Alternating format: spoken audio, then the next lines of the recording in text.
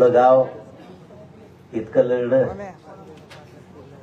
असं गाव होणं नाही बाबा. पुन्हा अंतरवाली असं प्रत्येक गावात मनभेद मतभेद असते, राजकारण समाजकारण असतं, वैयक्तिक मतभेद असते. काय बघितलं नाही अंतरवाली. आज आनंद वाटतो त्या गोष्टीचा. कोणी पदाला किंमत दिली नाही, कोणी कशाला किंमत दिली नाही, कोणी शेताला किंमत दिली नाही. पण तुमच्या या भूमिकेमुळे काय झालं, आपल्या गरीबाचे लेकर लय सुखा समाधानात जगायला लागले, लय समाधानात जगायला दिसतं एवढं. पण मला एवढा आनंद झाला, मला बोलता आहे. आणि खरं सांगतो, तुम्ही आता रोज बघता, मला 2 वर्ष झालं, मला काहीच सुचत नाही आज काय बोलावं. असं स्वप्न असल्यासारखं वाटतं की कधीच हे 70 वर्षी एवढा मोठा समाज लढून लढून दमला होता आणि त्या समाजानं हे आरक्षण 2 वर्षाच्या आत मिळवलं. आता एखाद बार आम्ही चिमटा घेतो दवाखान्यात, एखाद्याला घेतले की नाही, आहे का नाही, किती जण तरी आहे बघरे जरा. कारण हे सोपं नाही. मराठवाडा लय मोठा प्रदेश आणि त्याचा हैदराबादचं गॅजेटियर लागू होणं म्हणजे सगळे मराठी आरक्षणात बसले. सगळे आपण सातारा संस्थांचं गॅजेटियर सुद्धा बाहेर काढलं आपणच, पुण्याचं गॅजेटियर आपणच बाहेर काढलं, औंध संस्थांचं आणि बॉम्बे गव्हर्नमेंटचं बाहेर काढलं. 25 लाख लोक कुणबी आहेत सातारा गॅजेटियर मध्ये, 25 लाख त्या काळात. आता त्याचे 2 कोटी झाले असते, पुरेचे पुरे बसायला लागले ते. पण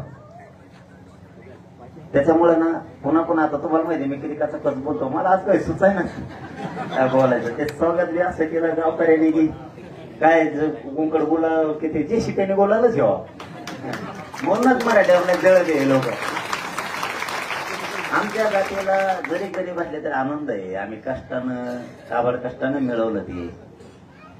जे शेप्या आणल्या त्याच्यात गुलाल आणला तरी आम्ही विकत आणतो वर्गणी करून. रुपया 50 रुपये देतो आम्ही, कारण आम्हाला लय आनंद झालाय. काही जण काही बोलते, त्यांच्याकडे दुर्लक्ष करायचं. आपण इतकं जातील दिलं ना, काय करावं काय नाही. फक्त एक माग होतो गावाला. आता मी तेव्हा मागितलं 2 वर्षात एक माग होत, फक्त तेवढं द्यायचं. आता गावकऱ्या काही माया कोण मन दुखायला असतील, काही तुमच्या कोण दुखायला असतं, आपण दोघांनी सोडून द्यायचं, जातीचं कल्याण केलं. आता तुम्ही गावकरी म्हणल्यावर मी गावकरी झालो, आणि मग मी गावकरी झाल्यामुळे आपलं थोडंफार झालंच असणार आहे, नाही असं नाही ना. आजपासून मोठ्या मनाने सगळ्यांनी विसरून जायचं, कोणीच काही मनात ठेवायचं नाही. मागचं सुद्धा पुढचं बी किती मोठी चूक झाली असली तरी पण, कारण आपण रडत पडत लढत शेवटी आपल्या जातीला न मिळणारं मिळून दिलं. खूप जणांच्या हातात टेकले होते. काही म्हणायचे मराठ्याला कवाच ओबीसीत आरक्षण मिळू शकत नाही. हेच आता जे आपल्या विरोधात म्हणजे जे चुकीचं तेच म्हणायचे, कवा मराठा एक येऊ शकत नाही असं म्हणायचं. मराठा एक बी आला, ओबीसीत बी आरक्षण घेतलं, मराठीची एकजूट बी झाली, पुऱ्या जगाला मराठ्यांनी ताकद बी दाखवली. याच्यात लावून धरण्यात मोलाचा वाटा अंतर्गतवाली गावचा आहे. मोलाचा वाटा. तुम्ही लावून धरलं म्हणून हे टिकवता, तुम्ही सगळ्यांना लावून धरलं. आणि या मावल्या मावश्यानी तर मंडपच न सोडला. हा, माणसं कोणकडे गेलं तर मावश्या बसलेला आहेतच मंडपात, येऊन दे म्हणायच्या कोणाला बी. नाही तर इतकं रक्त सांडल्यावर कोणी नाही येत भाऊ. पुण्यामध्ये नको, आता तिकडं लय टोली बसतेत, लय हंतेत. हे म्हणले आता जीव गेला तरी हरकत नाही, पण मराठ्याला आरक्षण दिवस माग हटत. असल्या मायला तुमचा एवढा आदर्श घेतला ना, असल्या कट्टर मायला महाराष्ट्राने पहिल्यांदा बघितलं.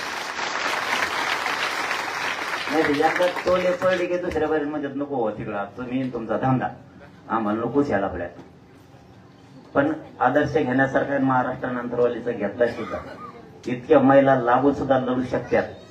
हे ज्यावेळेस महाराष्ट्रातल्या आपल्या मायमाऊलीच्या लक्षात आलं, आंतरवालीच्या रक्त सांडलेल्या मायमाऊलीच्या खांद्याला खांदा लावून करोडो महिला उभा राहिल्या राज्यातल्या. म्हणून आपण सगळेच लढलो. हे सगळं श्रेय गरीब मराठ्याचं, कोणाचं नाही दुसऱ्याचं.